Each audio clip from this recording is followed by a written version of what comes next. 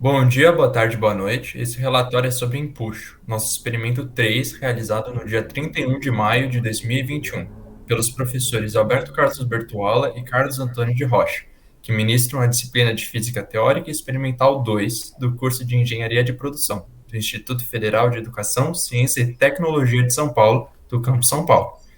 Esse grupo é formado por mim, Gianluca Bordignon e meus amigos. Gustavo Assad. Ícaro Bezerra. E Juliana Kemi.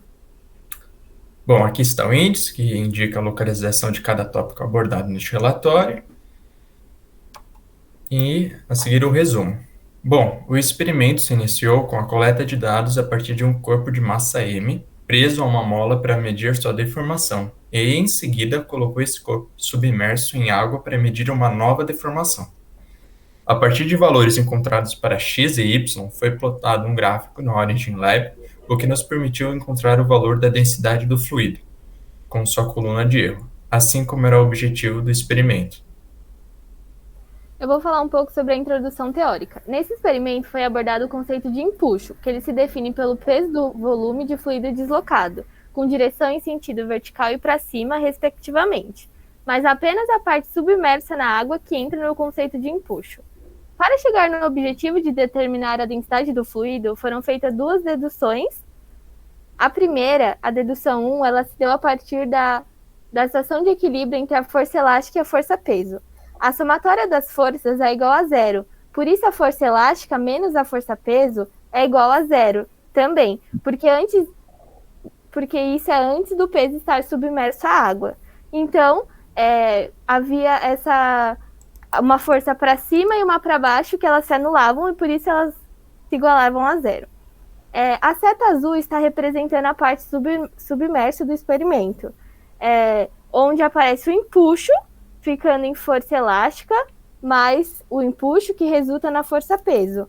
E a próxima fórmula apenas substituiu o que cada uma representava, que ficou kx' mais a densidade do fluido vezes a gravidade, vezes o volume é igual a massa vezes a gravidade. Só que a m vezes g era igual a kx, então foi substituindo novamente, que ficou kx' mais densidade do fluido vezes a gravidade vezes o volume, que é igual ao kx. Porém, a densidade era massa sobre volume. E aí foi feita a substituição novamente, que ficou kx' mais densidade do fluido vezes a gravidade vezes a massa do corpo dividido pela densidade do corpo é igual a kx. Aí ficou kx menos kx' é igual a densidade do fluido vezes a gravidade vezes a massa do corpo dividido pela densidade do corpo, que resultou na última equação que está em vermelho, onde o x menos x' era o y no orange, a densidade do fluido era o b, que era o que a gente precisava achar, e x era a massa do corpo dividido pela densidade do corpo. A dedução 2 ela foi feita porque houve um erro. Então, a gente precisava calcular a densidade do fluido sem a massa. Portanto, foi feito essa troca, como está no slide, para poder realizar o cálculo sem a massa. E essas foram as fórmulas utilizadas. A primeira e a segunda fórmula eram das deduções, dedução 1 e dedução 2. A fórmula 3 era o erro de y, a 4 era erro de x, e o 5 era a barra de erro no orange. Bom, e agora o procedimento experimental. Primeiro temos o arranjo experimental, que são os equipamentos utilizados no experimento, que foi essa régua de tamanho desconhecido, mas que continha uma medição em milímetros, ou seja, foi utilizada uma incerteza de leitura de 0,05 centímetro para as medidas de comprimento feitas com essa régua. Temos também uma mola do dinanômetro com uma constante elástica de 32,62 newtons por metro e incerteza de 2%. Essa mola, a constante da mola, a gente acabou inutilizando mais para frente.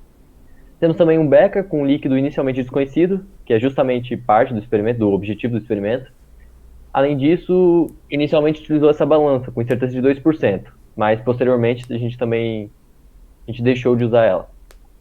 Por fim, foram utilizados 5 cilindros, um de PVC, um de alumínio, um de ferro, um de liga de cobre e zinco e um de chumbo. Agora, a respeito do procedimento experimental em si, ele até que foi simples, porque primeiro a gente mediu a massa do cilindro na balança, a gente prendeu esse corpo na mola, calculou a sua deformação x, em seguida submergiu esse corpo em água e calculou uma nova deformação, chamada de x'. Aplicamos os valores encontrados na Fórmula 1, incluindo o valor da densidade de cada cilindro, que a gente pesquisou na internet, e encontrou uma série de valores para x e y, que é o que representa aqui em azul na tela. A gente primeiro usou essa fórmula vermelha de cima. A gente montou uma tabela no Ogin com esses valores, com essa tabela que a gente vai mostrar nos resultados, e tudo isso com o objetivo de encontrar a medida B, que era a densidade do fluido. Porém, notou-se uma irregularidade nos dados e valores descobertos, que revelou certos problemas que precisavam ser corrigidos. O primeiro foi que a liga de cobre-zinco era inicialmente marcada apenas como cobre, que deturpava o valor da densidade. E o segundo erro descoberto era que a balança estava medindo os seus valores errados. Então foi feita uma segunda dedução para chegar na Fórmula 2, que também é essa aqui em vermelho, como foi mostrado anteriormente, para que não precisasse utilizar a massa dos cilindros. Com isso, os novos valores de x e y foram calculados, e também suas incertezas com a Fórmula 3 e 4, respectivamente. Com essa nova tabela de dados, plotou-se um gráfico no Origin que permitiu encontrar o valor de B, como vai ser mostrado nos resultados. Só que o valor de B ainda não estava correto, pois era parte do experimento montar uma tabela do Origin com uma coluna de erro, e assim foi feito com a Fórmula 5. Por fim, plotou-se mais um gráfico e encontrou um novo valor de B, que é a densidade do material. Bastou apenas pesquisar qual era o fluido que apresentava aquela densidade. Resultados. Inicialmente chegamos a um certo resultado através da Fórmula 1, porém o mesmo não foi concluído. Diante disso, com a Fórmula 2, conseguimos os valores de x e y, que compõem a tabela, e suas incertezas com a Fórmula 3 e 4, respectivamente. Aqui nós temos a densidade do PVC, que é 1,38, do alumínio 2,69, do ferro 7,9, da liga de cobre e zinco 7,6 e do chumbo 11,3, os valores de x e y e o erro da tabela de y. Em seguida, foi plotado o gráfico no Origin.